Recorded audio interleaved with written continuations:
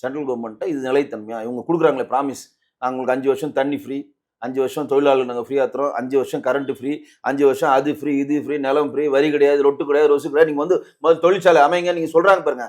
இந்த ஆந்தட்டிக்கான இந்த அப்ரூவை அவன் அந்த சென்ட்ரல் கவர்மெண்ட்டை ஒரு இக்கு வச்சு கேட்பான்.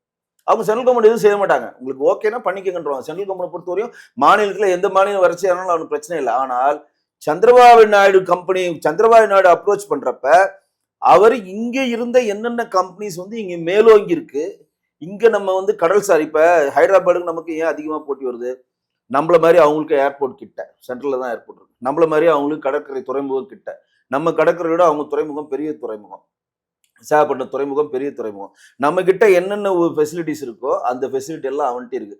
10 கிலோமீட்டர் நீங்க தாண்டிட்டீங்கன்னா நல்லா இருக்கு. நீங்க ஒரு 10 சென்னையில் திருத்தணி 10 கிலோமீட்டர் தாண்டினா ஆந்திரா ஸ்டார்ட் ஆகும், ஸ்ரீ சிட்டி ஸ்டார்ட் ஆயிடும். ஸ்ரீ சிட்டி ஸ்டார்ட் ஆயிடும் சார். ஆந்திராவில் தயார் பண்ண பொருட்கள் அங்கிருந்தே நம்ம துறைமுகத்துக்கு வரலாம்.